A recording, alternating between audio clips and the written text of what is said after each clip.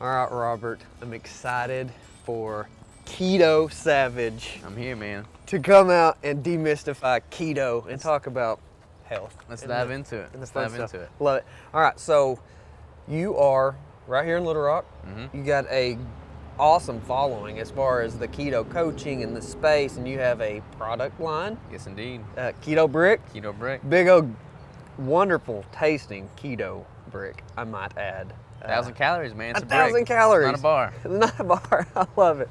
I love it. So I wanted to get you out here to just talk about the keto lifestyle and why it is benefiting people, what is benefiting people, and where we can go to learn more about it. So you can start us off.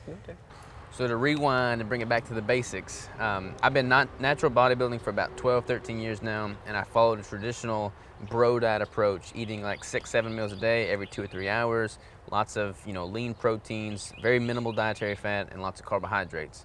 And I had success with it, but I knew it wasn't healthy or sustainable. I started developing bad eating disorders. I'd binge, I'd purge, I just had addictions to food, and it just wasn't optimal. Like I felt achy, I felt crampy, I felt bloated. It just wasn't healthy. It wasn't something I was excited to sustain for the rest of my life.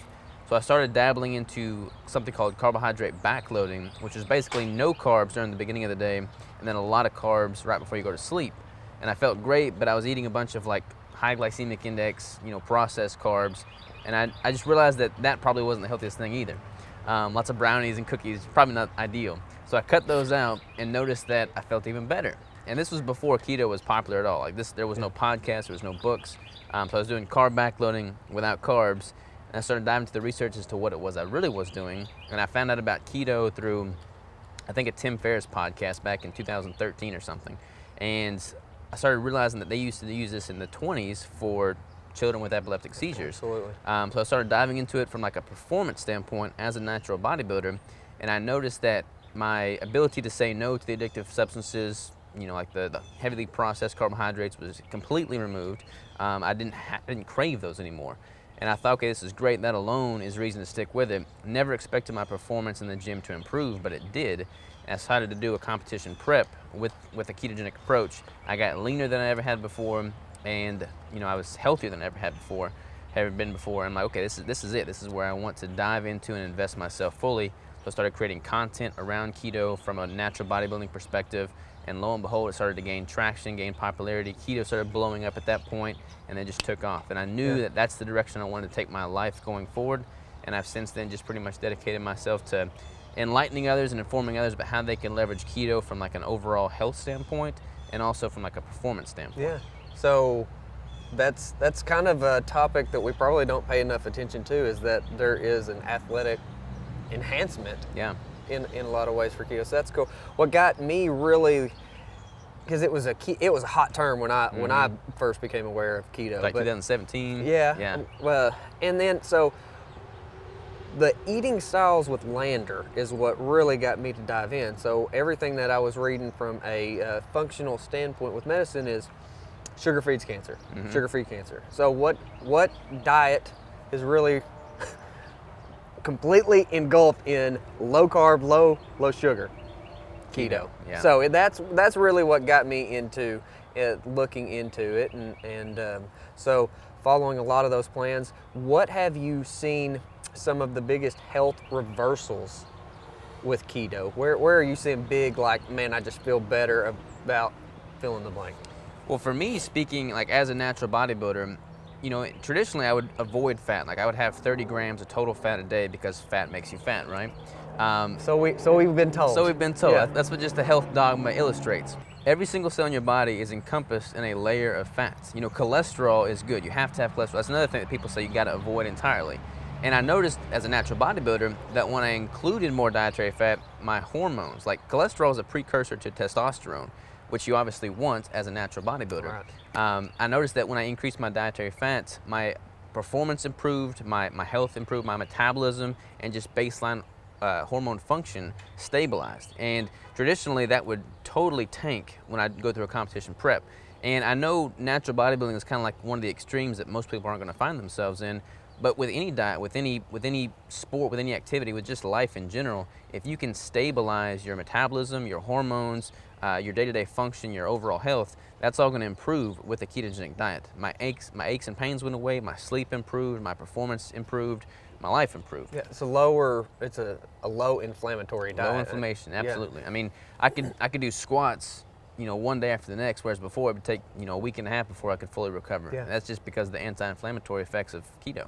I really like being able to take it from that high level and distill down and how we can benefit everybody, because even if you're not going for bodybuilding, right, these baseline principles of remove the junk basically, and have a diet consisting of higher nutrients and stuff are big. On to the digestive issues, because what we deal with the most are a lot of people with cancer come and they're like, hey, I've seen your story, what did y'all do? And so it's beautiful being able to see people get better that way.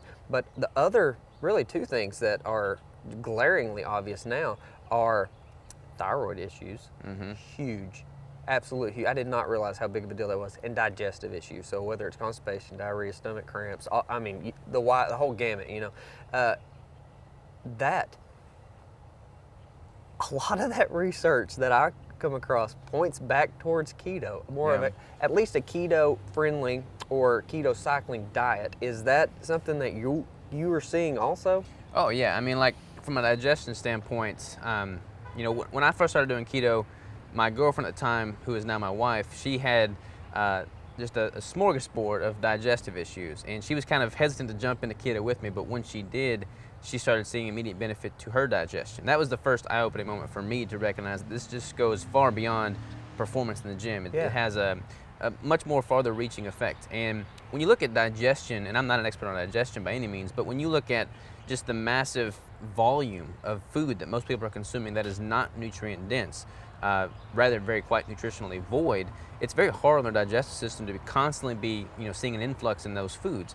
When you remove that nutritionally void bulk, and you're only consuming high nutrient dense foods like organ meats, animal based foods, green leafy vegetables that are homegrown, don't have the glyphosate on them from pesticides and whatnot, your body's ability to assimilate that nutrition, make the most of it, absorb it entirely, you have much less waste, you just have much better performance as a result of that nutritionally dense food. So from a digestion standpoint alone, you're going to see pretty significant benefits really quickly into the diet.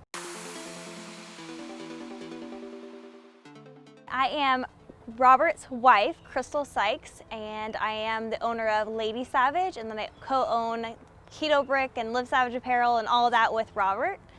I actually started keto after Robert, about a year after Robert, because I was a little bit nervous about having all of the fat with digestive problems. A lot of times they tell you to stay away from fat and actually increase your carbs or your fiber. The fiber is really big. They generally try to push that on you a lot. So that's initially what my doctors were having me do, and it wasn't working. I was still in a lot of pain, discomfort, and all of that. So I did start keto, and I slowly started to notice that some of my symptoms started going away. And I think a lot of that has to do with just the lack of bulk in your stomach, and it's so anti-inflammatory that I found so many benefits to it.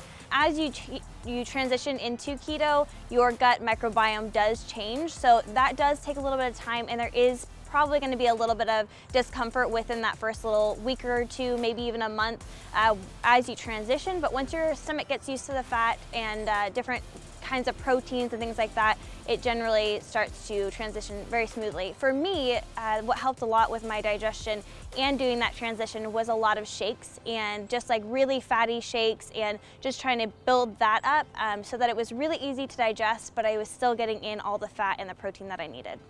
I don't think I could go another way, because it's helped me so much that I feel like if I just went back to the way that I used to do things before, it would not turn out very well, and I think I'd be in a lot of pain. You had recently done a Q&A. That's something else y'all do. You've got a community that y'all have just fed such wonderful, wonderful information. You're constantly learning, and I appreciate that so much. But y'all hit on a lot of the autoimmune topics. So there's a lot of things pointing to it helps. Yeah, autoimmune is interesting because a lot of people just group autoimmune as its own standalone category. So we had a question about autoimmune on that live Q&A, so I dove into, what is autoimmune?